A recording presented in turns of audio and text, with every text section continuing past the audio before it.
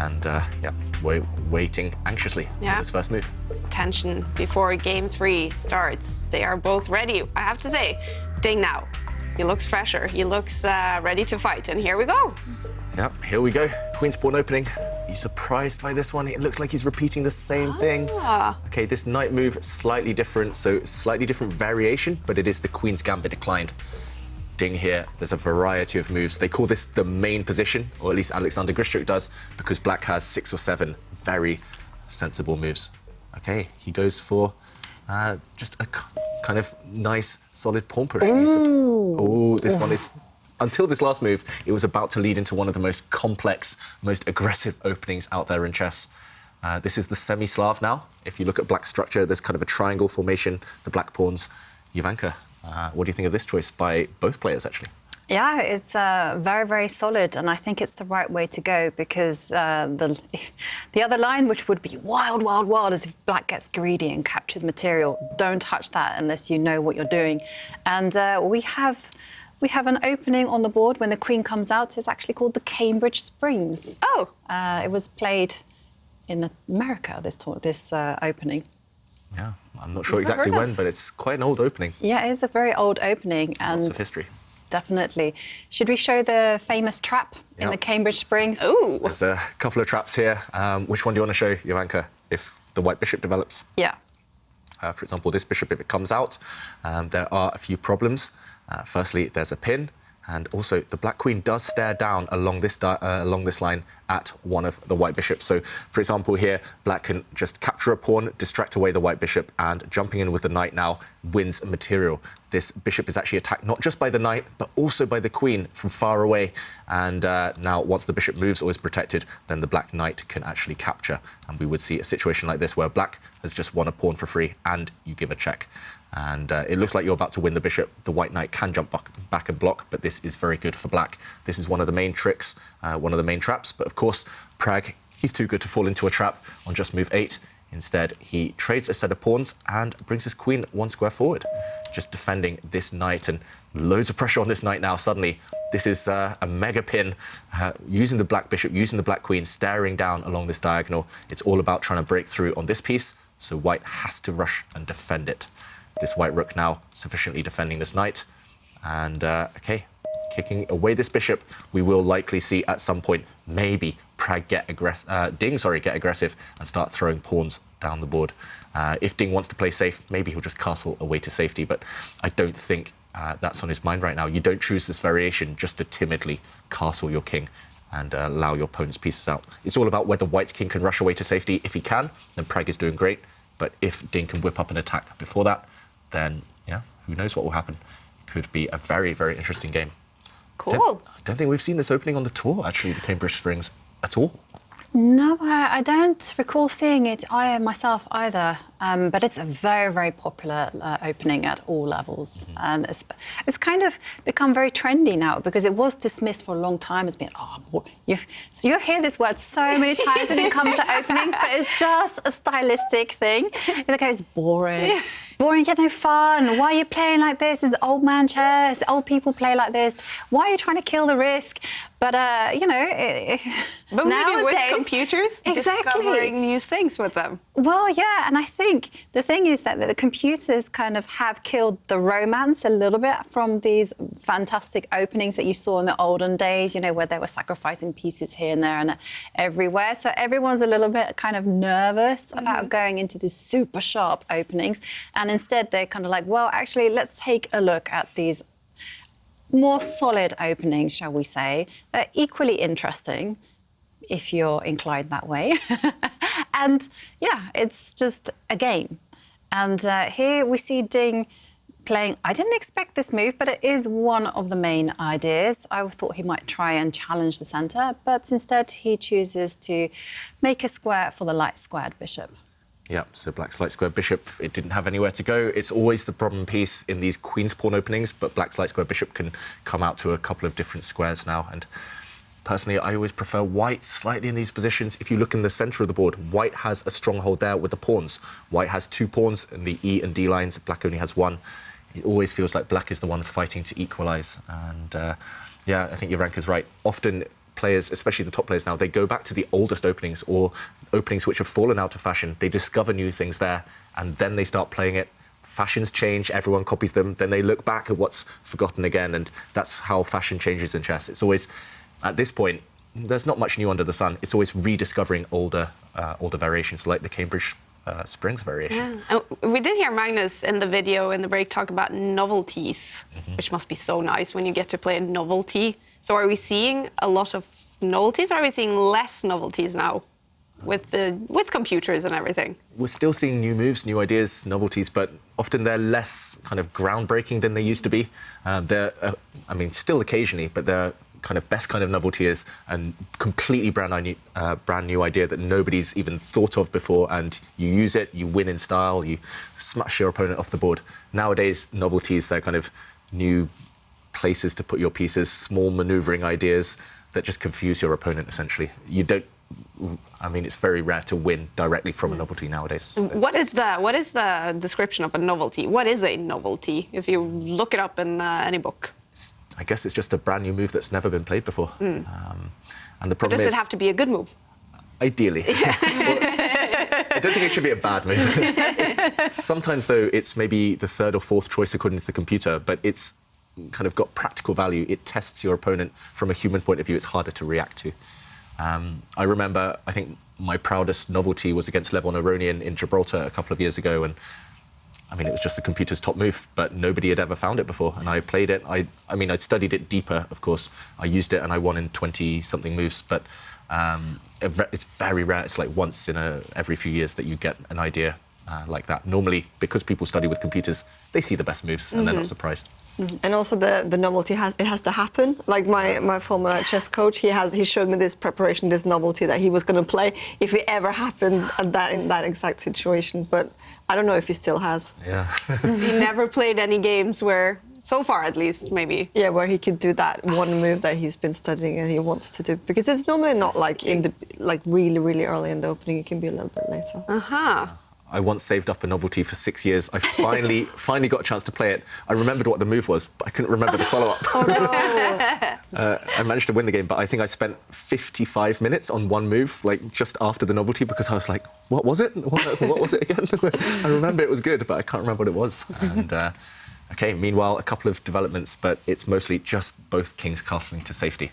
It's very tense in the centre of the board. And first instincts here, Heidi? No, I just noticed that the players played really quickly in the beginning, and then they stopped. Both of them stopped to think for a bit longer. So maybe they're doing like you did, trying to remember their way forward in this line. Yeah. Yeah, I feel like this is perhaps a critical moment, actually, you know, because Pragg Nanda does have the opportunity to kind of push in the centre, or maybe he can kind of continue with other things. So definitely a good moment to pause, I think. Yeah, often that's a good tip for everyone at home. Once you reach the end of your knowledge, once you reach a position that's either new to you or at least not so familiar, then you should stop, just reassess, calculate a little bit, come up with a plan. And you mentioned this move, Ivanka, pushing forward with the white pawn. Has this been played before? It has been played before. It's actually not the most popular move. It's just the one that I liked the most, because, after all, taking a centre with the pawns is always good, in my opinion. Yep. And the most popular move, if we were to take one move back, is actually to trade off bishops. Trading bishops first, the black queen will recapture, and maybe now to push forward in the centre?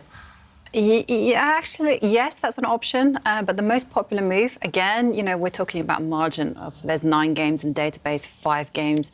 White has actually played in a really sophisticated way, just, offering a trade of queens. Wow, OK, interesting. So the queen's now staring at each other. If black takes a step back, maybe the black queen's on a worse square. But if black does say yes and trade the queens, then, OK, white has some pressure along this line, and maybe white will gain a bit more space. For example, actually, the black bishop is lacking squares. If the black pawn pushes forward, maybe now you kick it to the edge of the board, and the black bishop here is not a very happy bunny. Also, I mean, this black knight is almost trapped as well. It has to take a step back to some worse squares. So really interesting. In the current position, will Pragg just try and trade everything off, head towards the endgame, and trade off the bishops, then offer that trade of queens, as we mentioned? Or is he going to be more ambitious, maybe, keep all the pieces on the board, attack this knight? I think I've seen this position before, or at least something's very similar. We'll see a trade of knights. White has a beautiful pawn centre, But black does gain a bit of time. Black's bishop normally moves to the edge, and when the rook kind of relocates, we do see, okay, he does go for this. We do see what we call a Grunfeld type of pawn structure, because this pawn structure always comes from the Grunfeld opening, usually, not this time. And at some point after maybe another trade, we'll see black challenge in the center of the board, either with this pawn or maybe even with this pawn. And white's position looks nice and pretty at the moment, but black definitely has some ideas. Yeah. It's quite interesting because I was going to say if I just walked past this board and I didn't know the evaluation, I would prefer to be black in the position that they were in before that pawn move, just because there are so many, like you can't move the knight and the bishop in the H line is kind of pointing at nothing. Hitting. Yeah. But after you look through the move, then yeah, the white looks better. Yeah, I mean, I think you're right as well. I mean, black is so active. If black gets one more move and kind of breaks out in the center and maybe centralizes some of the black rooks, black is doing well, but it's all about timing. And big moment now for Ding. If he does trade the knights, as I just showed a moment ago, then white does establish this kind of perfect pawn center. The problem is, what else? If you don't trade these knights, you don't really want to go back. Somehow it feels like you're not really challenging white's center so much. At some point, white might even start pushing forward, gaining a bit of space and gaining a bit of time as well. So this is the current position. It's all about what to do with this black knight. It's under fire, and it has to move. Either you retreat or you trade off. I'm not sure what Ding wants. I mean, endgame stats-wise, both these players are pretty good at endgames, but Pragg, ever since he's been young, he's had a special flair in kind of simpler positions. Yeah. And whilst Ding is taking, well, a critical moment's pause, well, we do have a quiz of the day where we're asking, what is your opening nightmare? I love listening and reading out your answers. Say this, Jana. I know, but I mean, at the same time, it's like, I feel you. Yeah. I've been there, I've done that. And Christopher Gressley says, speaking of opening disasters, Heidi managed to get this opening trap in as white in our club championships. And it's the famous where you checkmate in very few moves. Yeah. Against the Caro-Kann. Ooh. And it was actually quite funny because I was at the Good Night the weekend before I played this game, and we were looking at exactly what happened here, and then it happened just some days later. Yeah. Really? And then you won? Yeah. And this game also made it to the newspaper because I think it's checkmate in, was it 6 moves or something like that? 6 moves, yeah. And so it's very easy to show in the newspaper column. Yeah, it's actually caught many unsuspecting victims. Really? And it has. And remember Simon was talking about when he was playing an opponent yesterday, he was like nervously shaking. It actually happened famously in a big Danish tournament when it was a grandmaster against someone who was rated maybe 600 points below him, and the guy was shaking, getting all nervous, like, I'm going to play my first super grandmaster, and then he goes and falls for this opening trap in 6 moves. Maybe we can show it on the board. You can talk us through it, Heidi. So you start with the king's pawn, Jovanka's favourite opening, the Caro-Kann. Say one of the white knights comes out, we see a trade of pawns in the centre. Black's knight develops just to support the other knight. And Heidi, show us your brilliant checkmate. The white queen moves. Yeah. And it's like the most natural move on the board. And there it is. Yeah. Maybe the viewers want to see if they can see it. Yeah. It's checkmate on 1 move. Pause this video just for a couple of seconds if you want. It's white's playing checkmate in 1 move. Kaya. Yeah. Well, I was going to say, tweet us your answer using the hashtag #ChessJams. It's a check. I need help. It's check. Oh, okay. Got to get the black king. We'll catch up with the game in a moment. Using the knight. Yes. Nice one. And sorry if you've just tweeted in, but I think we should show it on the board. We should, Yeah. yes. It's so beautiful. The white knight actually jumps to a square that it looks like it can get captured, but due to a pin on this line, the black pawn cannot actually move. And it's a bit of a smothered mate. The black king is trapped within and behind its own pieces. So 6 move checkmate. Wow. Yeah, in Norwegian we call it a strangling mate. It's like the king can't breathe. Yeah. Oh, how cool. Is it fun to win like that? Yes. Or do you feel a little bit sorry for your opponents? Never. Okay. I am sorry for the brutal honesty, but it's always delightful to win by checkmate. Yeah. Very cool. Yeah, you've got to be ruthless in chess, especially when it's quite a pretty checkmate and an unexpected one like that one. And meanwhile, back in this game, we did see a trade of knights, as we indicated. So white has established a really nice pawn centre, and it's time for black to start chipping away at white's central pawns. You can't allow white to kind of control the centre this too much longer. If white controls the centre, maybe then we'll see a build-up of an attack against the black king. Maybe the white pawns in the middle will continue pushing up the board. Ding, now over the next few moves, it's really critical moments. He needs to push one of his own black pawns, or at least needs to trade some pieces in order to challenge those two central white pawns. Yeah, and talking about trades, I would probably just swap those light square bishops off immediately, because one of the patterns that I'm kind of terrified of is if the white pawn in the center, Eric, the e pawn, were to step one square forward, and the light squared bishop were to remain on that diagonal, so moved away from attack. For example, here. Yep, and suddenly this bishop is a monster piece. You know, it's the anchor man or anchor lady to any light square attack. And that is why I'm very relieved for Ding that he actually swapped those bishops off. Yeah, one common checkmating idea is to lift the queen up, and along this diagonal you kind of sneak into the black king and you trap it. So, yep, the bishops did indeed come off the board. In this position, we saw Ding just trade off the bishops, and now he moves his rook across. And I said it was kind of high time to start pushing one of these two pawns forward.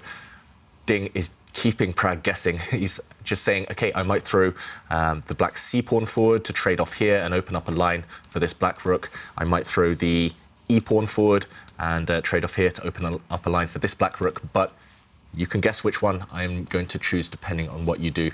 And now Jovanka's idea of pushing the pawn forward, still a bit tempting, but at least now there won't be a checkmate along this diagonal because white has lost, well, he's had his light squared bishop traded off. And another piece that wants to rejoin the party, maybe this bishop hitting thin air. It's just about what to do now as white. It looks really beautiful aesthetically for white. All of his pieces are great, but what to do next? One argument could be maybe pushing this pawn forward, creating a nice kind of trio here. But this would also just leave a few squares undefended. For example, if black now pushes in the center, if you continue to push with white, the black knight has a nice outpost now coming towards the queen. We're going to see a situation at some point where, in the current position, white does push forward, but black will gain squares. And it's just black kind of curling up into a ball. At some point, one of these pawn pushes will occur. It's like mind games in a way. It's kind of Ding saying, OK, you come at me, I'm ready. And Pragg saying, I want to come at you, but I'm not sure how. And, maybe it does involve pushing this pawn. That would just be too tempting for me. But either way, any pawn pushes require commitment. So advantage Ding then, slightly? Psychologically, maybe. Yeah. But I think objectively on the board, I would prefer to be white just because the pawns look so nice in the middle. Mm-hmm. It's just what to do with them. Yeah. That's the big question. Yeah, I was going to ask you about Ding's strategy, because, you know, we can't forget that Pragnananda's so young.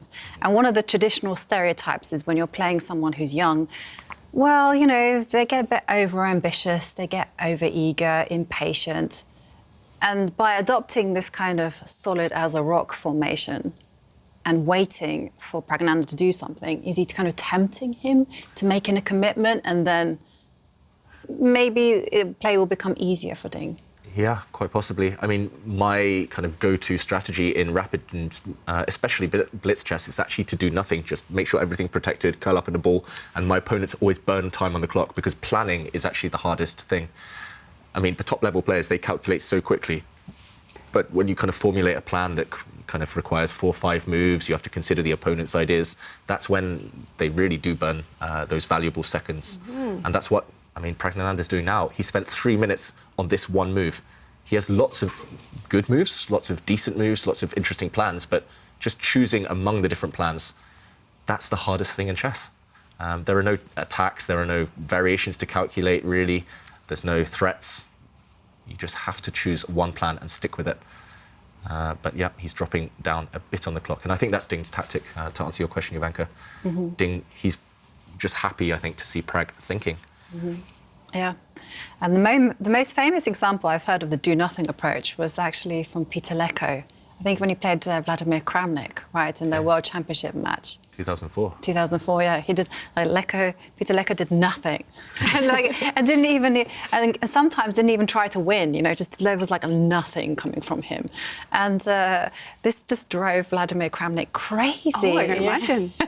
Yeah, because it is annoying. Yeah. And Peter Leko almost won it. Yeah. Wow. He was one game away. Kramnik had to win on demand in the last game just to maintain the title. So yeah, Peter Leko. I mean, that's what I love to do. Just frustrate the opponent. Just no matter what it is, whether it's doing nothing, whether it's being super aggressive, if you find out what your opponent hates, that's half the battle. You do it to them and they get, I don't know, they get angry and then yeah. they can pounce. And you mentioned if you find out how they, if you find out what they hate, how do you do this? How do you kind of get these signs from their games, or is it perhaps getting to know the players personally? Yeah. I mean, I know a lot of the top players, but I try and do this myself. I try and research as much as possible. So I play through hundreds of my opponent's games just to get a handle on their style. If they lose a lot of games, to see, you know, what the kind of, how they lose the game every single time, what those losses have in common. If they always lose in a rook endgame, then I'll try and steer the game towards a rook endgame. If they always lose in a certain pawn structure, I'll try and get that pawn structure. If they always lose in a certain opening, I'll try and trick them into that opening. I think it's the same for the top players. Of course, it's small margins, but I think at all levels... That's so clever. This is such a great piece of advice. Yeah. I've never ever thought about doing this. Most of us just check the openings and say, I'll react to that. But I always play through their most recent 50, 100 games. And even if it's quite quick playthrough, you always get a sense for the patterns that emerge. And I think even at the lower levels, you might not be able to research your opponent's games. Maybe the opponent's games aren't online or on the databases, but you can find out, you can talk to their friends, their club mates. What are their weaknesses? You know, you've got to do a bit little bit of a spy. Do a bit of recon, yeah. Very clever. Now, after thinking for over 4 minutes, Pragg eventually did make a move. Was it the H-pawn move? It was. I mean, Pragg's actually done this in all games so far today. White's pawn just stepping one square up, giving the white king some breathing space, but that's not the type of move you want to cost you want to cost 4 minutes. And meanwhile, Ding has slightly improved. Black's pawn stepping forward, Black's queen now kind of eyeing up the white rook at the bottom of the board. It feels like Pragg is just indecisive what to do next. And yeah, first instinct, it just feels like he's kind of tensed up. He's a bit frozen. He wants to be in a position where the moves just flow naturally. Like in the last game, he was calculating, he was improving his pieces on every turn. I'm not sure he's so comfortable right now. I find it so hard to play when I can't find a plan. When I'm looking for a plan, it's the worst. Yeah, that's definitely the hardest thing in chess. And I think that's one thing that people forget to train on, just planning.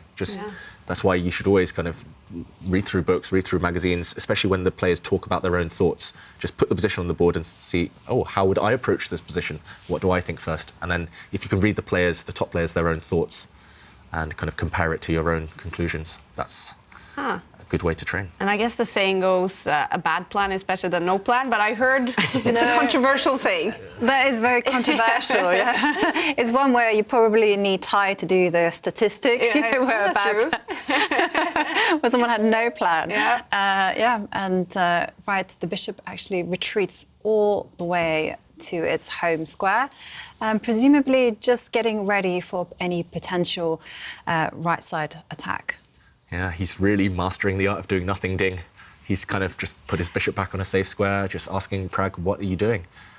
I have a bad feeling for Pragg's time management. I mean, this is the kind of thing I do all the time. I'm always in time trouble, but if I ask myself afterwards, what was I thinking about? Often it was just frustration. Often it was like Heidi said, just looking for a plan and kind of beating yourself up. It's like, oh, I can't find anything. Why can't I find anything? And then you kind of stop calculating. It starts going downhill from there. If you look at the white rooks as well, they're nicely kind of doubled up, but the white rooks, they're staring at their own pawn. I don't really see how Pragg has improved his position over the last 5 moves. And 4 minutes now. It's still quite early in the game. Yeah, he needs to speed up, right? He needs to make a move, Pragg. He looks ready to do it now, looking for that plan. Yeah. What will the move be? But time management is so difficult as well. Yeah. Is that something you struggle with, Heidi? Yeah, I spent so much time trying to find the plan, well, I should just swap all the pieces and then go into the end game, because then it's so much easier for me to find the plan. The fewer pieces on the board, the easier it is to calculate. Talking about plans, well, Pragg has revealed his intentions. And I have to admit, I thought it, but again, I talked myself out of this time thing. I was like, no, Yovi, don't go there. You don't need to push pawns in front of your king. And what made me a bit hesitant was that white doesn't have too many minor pieces, and that light square bishop missing. So yeah, and I could feel actually you were going to suggest it a bit earlier, Jovanka. I just had a feeling, and I nearly showed up on the board earlier, but I thought, it's never going to happen. Why would we show it? Yes. But it has happened. And the whole idea, and we should explain as well, Black has something that we call a hook. That means this pawn has moved 1 square forward. If this pawn was just back on its starting square, then it would be much harder to attack. Black's structure would be completely intact. But because this pawn has moved 1 square forward, white can use it as a hook to kind of wrench open the position. And for example, if black just plays slowly now, the white pawn will push forward, trying to open up lines, trying to capture this black pawn. If we see a capture, for example, the white knight might start jumping into a nice attacking position. At some point, we might see, again, white's king slide across, white's rook now kind of slide onto this open line towards the black king. Stuff is starting to happen around the black king. The downside, and the reason we were so surprised behind this pawn push is, firstly, it's a bit slow. The plans there we talked about require 3-4 moves to push this pawn forward, but also it does open up the white king as well. So it's pros and cons. Normally, if the center is closed, you can afford liberties and luxuries like pushing pawns near your king. But if the center is open, then it will backfire. And that's why Ding pushed his pawn forward, trying to open up the center of the board, trying to open up lines for the black rook. And after Pragg says, no, I'm going to close it down again, Ding is continuing to push forward. And it's all about timing here. Pragg might well live to regret the fact he's pushed this pawn forward and exposed his king slightly. It's a bit loose now. And the white queen, no matter where she goes, I think Ding's idea is to bring the black knight into a lovely outpost in the middle of the board. The bar is going up for Ding. 1.1 pawn advantage is what the computers are saying. And was this simply Ding ready to take advantage of Pragg finally deciding on a plan? Yeah, I think Pragg chose a plan. Maybe he was thinking, a bad plan's better than no plan at all. So that's why he threw a pawn up the board. But yeah, I mean, it's hard to criticise Pragg's kind of moves because it's ambitious. I like the idea behind it, going on the attack against the black king, but it's just too slow. And look at how fast Ding has mobilised his pawns. It's like a mirror image of the first game, throwing pawns down against the white queenside. I was going to call it brutal Beth. You know, it's going to be almost a repeat, actually, if that pawn is allowed to start marching even further. Actually, yeah, it's literally a carbon copy of the first game today, where Ding won, just throwing pawns down, where Pragg wasn't ready. I don't really see what to do now. I mean, no matter what you do as whites, it just feels like black's pieces are coming to life. Wow, what a strange day. The black seems to be the pieces to have today. Yeah, I think that's quite interesting, and I'm wondering if it's because, you know, when you play with the white pieces, you're expected to have a little advantage, or you should try to win when you're playing with the white pieces, and maybe the players are pushing too much or not finding the plan properly, and it's actually a good thing to be black. Yeah, yeah. It's easier to kind of just sit and do nothing and counterattack as black. And I definitely feel Pragg, we talked about that pawn push going on the attack. That's because he's white. He thinks, I've got white, I need to win, I need to attack. But then sometimes you lose objectivity. And, OK, we did see a quick trade of pawns, white's knight jumping into the centre, attacking a black rook, but that black rook happy to slide across and support Beth the b-pawn. Jovanka, you're liking it. I'm loving this. It feels a little bit cruel, though, to Pragnanda that it's the same pawn that bothered him on game 1 is now fully there in pester mode. It's ready. Game 3. It's really rare that happens, actually. Super rare. Yeah.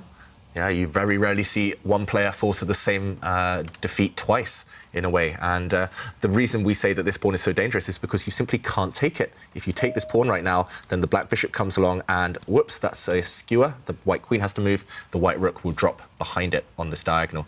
So, OK, Pragg is trying to bail out and trying to escape from this really difficult situation by offering a queen trade. I'm not sure Ding's going to accept. Even if he does, I think it's quite good for black. But at the very least, you can push your pawn forward, 2 squares away from promotion now, and you can block the queen trade along this diagonal in the process.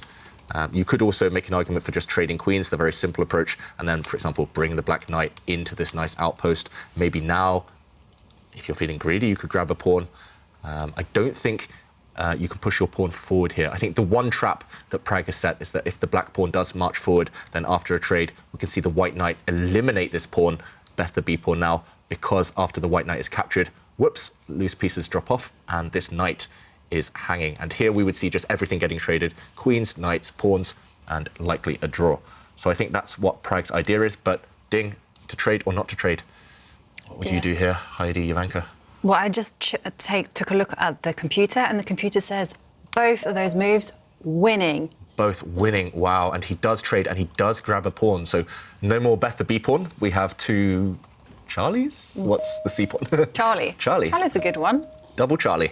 And black is a pawn up temporarily. White goes after one of the weak pawns, the double pawns at least, and now black leaping in. I'm not such a fan of what Ding has just done, I must say. He's kind of banking on the fact that these pawns, or at least one of them, will stay alive. But if one of them falls, maybe the other one will as well. So, OK, he's counterattacking against this central pawn. OK, developments. A capture and another capture. Black is just 1 pawn up for free. It's one-sided traffic. Yeah, definitely. And I was just going to say that the rook probably is forced to attack the knight. Yep. Because black could even think about attacking the bishop with the pawn. Yep, at some point, black's pawn can come forward, attack this bishop, which is offside on the edge of the board. First now, you can just move your knight, any safe square, I think. This one, and yeah, eventually, this 1 extra pawn should tell. Still some hard work to get it through, to start pushing it. But yeah, a pawn is a pawn. Yeah, I've been really impressed by Ding's handling of the black side of these openings. You know, first of all, his first game was a fantastic model game, and this one is also a great example of just outwitting your opponent from something where visually it looked quite good for white, and he did nothing, and then he made small improvements here, and then suddenly he's winning.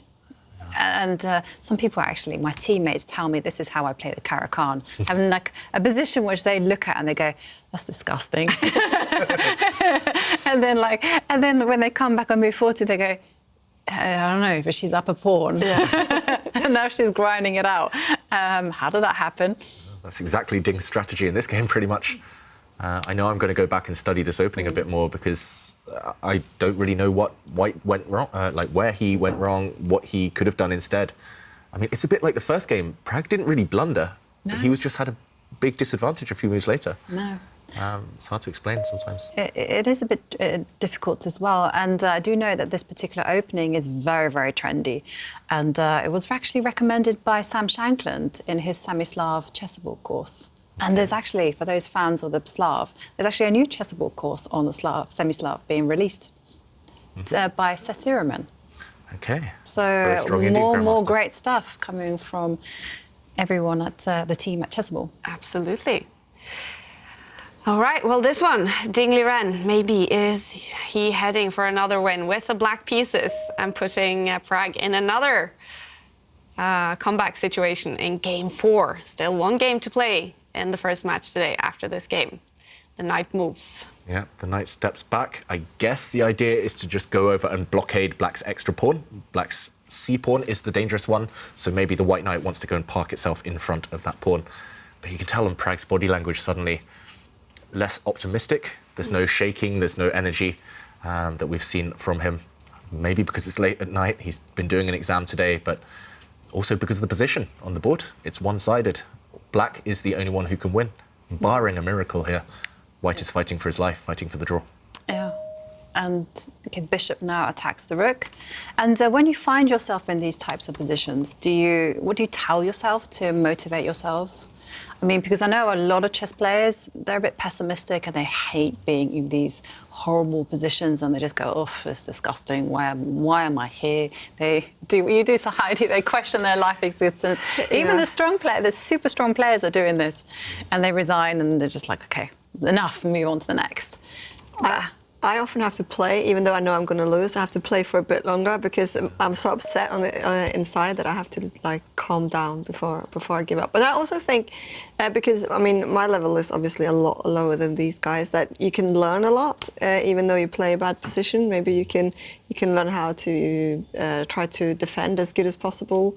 So I often also continue playing just to play more chess, even though it looks horrible. Yeah, that's actually good. That's really good advice, actually, to kind of adapt to the learning mentality. Yeah, and I mean, ever since I read this book by Jonathan Rouse, The 7 Deadly Chess Sins, I call it the goalkeeper's glory. It's basically a goalkeeper in football, soccer. I mean, you never score goals. You never actually win anything. Especially, for example, in a penalty shootout, nobody expects you to save it. But if you do, like in a chess game, in a hopeless position, if you do save it, you feel on top of the world. You're the hero. You're not going to win the game necessarily, but a draw feels like a victory. So I just kind of think of myself in a losing position like a goalie. I'm like, OK, not much chance, but I'll try and save it if I can. I'll try and stop my opponent from scoring. Oh, I can imagine you, David, there in goal. The big fat See if I can do it. And I especially think in like if you're a beginner, you have to play no matter what. If you're playing against other beginners, because I've seen so many games that look like they were 100% won for one side, and then the other one wins. Yeah, you always learn something along the way anyway, in terms of defence or how to finish things off. Meanwhile, Pragg, he didn't look happy there a minute ago, just rubbing his eyes, but he has at least blockaded Black's extra pawn. Black's c-pawn, for now, can't move. The problem is this white knight's not on a stable square. This white knight can get kicked away by Black's rook or by Black's bishop. I would be very tempted to move the Black bishop now to hit this knight. Oh, he does not look happy. Pragnananda, the bar, all the way up for Ding Liren. Is he going to win another game here? It's certainly looking good for Ding. And, well, the move that David recommended is on the board. And, well, Pragg is in full goalkeeper mode. You know, knight was attacked, had to be defended. Yeah. And here, question for Ding, how to progress, how to kind of, you've got the 1 pawn advantage, how to keep that momentum going, how to really kind of try and kick Pragnananda while he's down, especially while he's got 1 minute on the clock. And a couple of options here. I mean, first thing that comes to my mind is just keep things simple, get rid of the blockader of your pawn. Knights are the best blockaders, so eliminate it, and why not just get greedy? Grab this pawn, 2 pawns up. It still takes a lot to win this, actually. These pawns, they don't run that quickly, surprisingly. They will be stopped by the white rooks, but 2 pawn advantage, no risk at all. Should be winning, I think, long term. Another idea would be to maybe sideline this bishop first. I'm slightly concerned about this bishop taking the black knight and wrecking the black pawn structure. It's a fair trade, but maybe you don't want to compromise your pawn structure. You could push this pawn forward. OK, he doesn't want to allow that bishop for knight trade. Instead of pushing a pawn, he goes back with the black knight, hitting this rook. And maybe there's a route for this knight into the position. For example, if it moves, if the white rook moves, maybe the black knight is jumping in this way towards the white rook. Interesting idea there from Ding. I mean, he's got a pawn, he's got an extra pawn, he's making threats. He's the one in control. 3 extra minutes on the clock as well. It's just hard to imagine Pragg saving this in any world at the moment. Less than 30 seconds now for Pragg. Okay, and he retreats his rook 1 square. I like this one, at least it stopped the black knight going to the other square I mentioned, because the white rook was attacking Black's c-pawn. So Black's knight now on the defensive. Oh, what's that white bishop doing? You mentioned it, Heidi, like, what was it, 20 moves ago? That white bishop, it's just been sidelined, actually, on the side of the board. Ooh, pushing forward. That pawn's going nowhere, but at least it's not targeted by the black rook. Look at Pragg. It seems like he's just finished with this game, planning the next one. Or does he look tired? I don't know. I think he looks tired. I think it was this exam to get up. His exam was at 8:45 in the morning. So he finished the final, the semi-final yesterday at 2:30 in the morning in India, and then he had to be at school by 8:30 to do his exam, and then turning up here at was it 9:30 in India? I think it's, what is it, past midnight now? It's not easy. Yeah, I mean, he's a superhuman effort to even get this far, to win the last game, but this one is falling apart. Ding, though, still has to win it. He still has to put that ball in the back of the net. How to do that? I mean, the black rook now on the second line, on b2 could just take a step back, kick away this white knight. As soon as that black pawn starts motoring, it should be game over. It's a little bit of a position where the pieces are all over the board. It's not like they're centralized somewhere. Where is sort of the main area for Ding to get that win? I think it's all about that black c-pawn. Actually, if you forget the white pieces for a moment, if you only look at black's army, they've all gravitated to the b and the c files. So that's where black's kind of focus is. He doesn't need to worry about the black king. Queens are off, there won't be any attacks. So black's focus is now on the b and c files, but especially the black c-pawn. That is the potential winner, that's his extra pawn. White's army, you mentioned there, Kaya, White's is the one that's actually a bit scattered. There's less coordination and harmony, especially that white bishop on the edge of the board.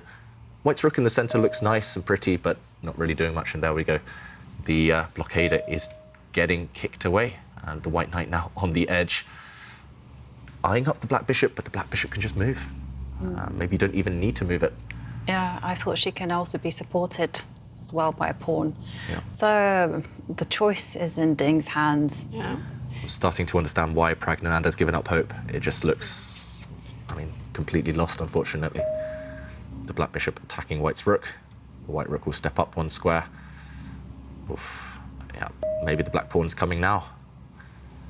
Maybe the black bishop can move. Okay, there we go. The pawn does advance. White's rook in front of it is completely cut out of the game. White's rook now, and the white knight in the corner, just immobilized. Well, 30 seconds for Pragg. He's going to keep fighting, right? It's not like he's going to give up right now. I think until that black pawn continues to break through or until something else drops, yeah, you're only one pawn down for now, so keep fighting. The computer does say +5 nearly, so that means that it's almost hopeless, but in human terms... 9 seconds for Pragg. It's not much time. It's always very nerve-wracking when the players let the seconds tick down. Okay, so the rook moves across, you know, potentially setting up a trap. As the two rooks eye each other out, there's... unfortunately, I think this might be the killer. Black's rook is just removing the blockader off his c-pawn. White's rook now on the c2 square, stuck. If you trade off rooks, Black is just going to create the b-pawn again and going to queen that pawn again. And there we go, we have a result. Ding takes it. Wow, it's over again with the black pieces.